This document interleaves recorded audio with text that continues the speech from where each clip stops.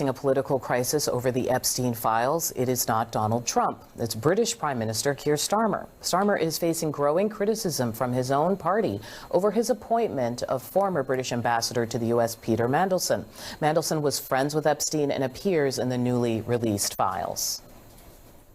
Mandelson betrayed our country, our parliament, and my party. Mr. Speaker, he lied repeatedly to my team when asked about his relationship with Epstein before and during his tenure as ambassador. I regret appointing him. If I knew then what I know now, he would never have been anywhere near government. Starmer removed Mandelson from his post last year, but now UK investigators are looking into documents that suggest Mandelson may have leaked secret market-moving information to Epstein at the height of the 2008 financial crisis.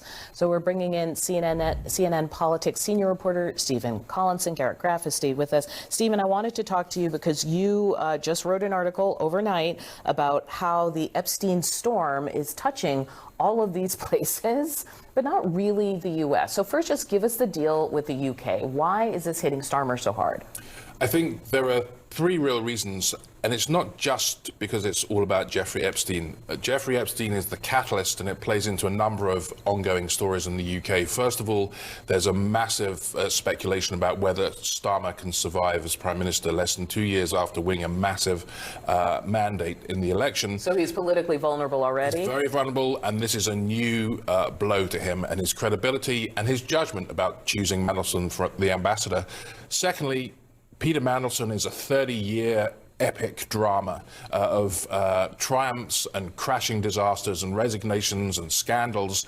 He's a very sort of interesting figure. This is the latest twist of the tragedy. And of course, this is also a royal story. Prince Andrew, he's been under scrutiny for Epstein for years. Every email release that comes out that makes him look worse.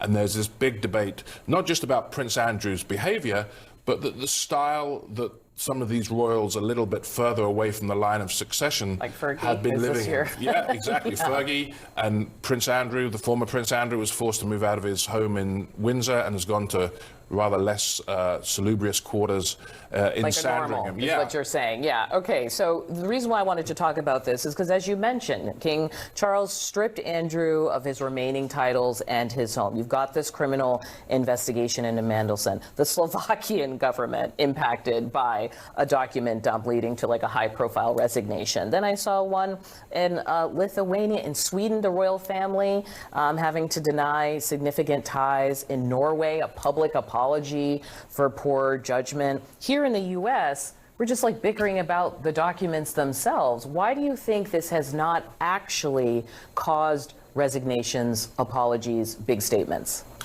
I think one thing is it actually has had a couple of major effects on public life and or public figures in the United States. I mean, yesterday you saw the longtime chairman of Paul Weiss, one of the country's most powerful law firms, resign as chairman of the firm. Yeah, I did just see that. After he was linked in some of these emails to exchanges with Jeffrey Epstein. Larry Summers, the former Treasury Secretary, former Harvard president, has removed himself from public life, stepped back from all of his public commitments based on his ties in these documents.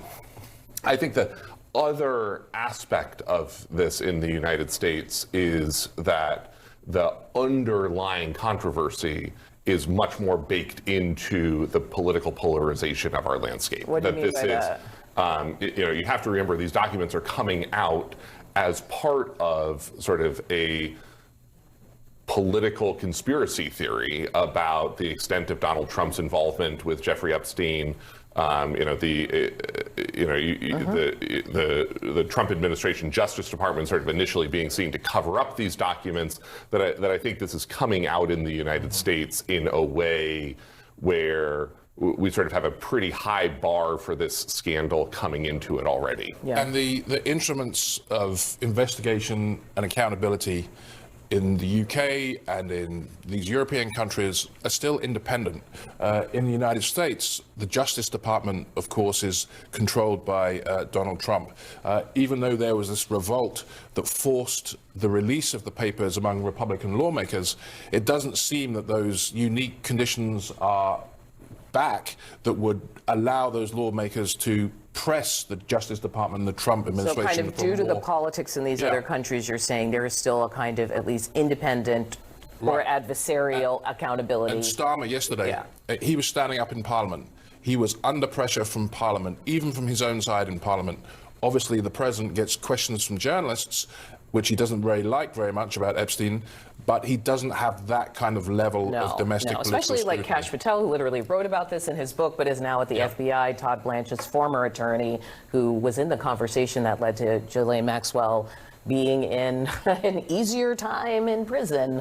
And all of these figures who were once on this conversation now saying there's nothing to see here. I want to play for you House Speaker Mike Johnson, who is pointing out in defense of the president, who has not been accused of wrongdoing, like some of the other names of people who have been brought up. They've not been accused of wrongdoing. But here's what Johnson had to say. Shouldn't Trump have to answer some questions, too? He's been named more than 1,000 times in these documents. The president submits to press inquiries every day. Not under oath. Not under oath. Not under oath, but he's asked the questions all the time and he answers them. We'll see where it goes. I mean, look, the Oversight Committee is doing its job. They issued a valid subpoena. Congressional subpoenas have to be complied with, and we'll see what it yields. But if they have nothing to hide, then it'll be fine. I'm glad they submitted to it. They should have. That's the law. We'll see what happens.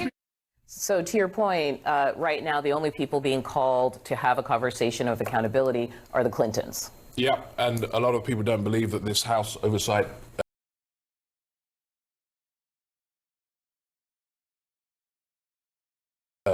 Committee investigation is a genuine investigation.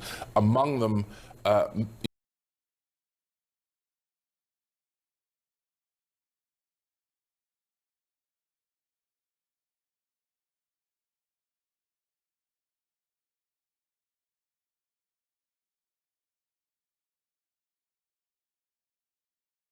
Democratic wish list. This is being demanded by the American people, left, right, and center. Okay, but can it get past the president's party? I'm going to ask Democratic Congresswoman Lauren Underwood about that. She joins us next. And the redistricting wars, California's latest victory.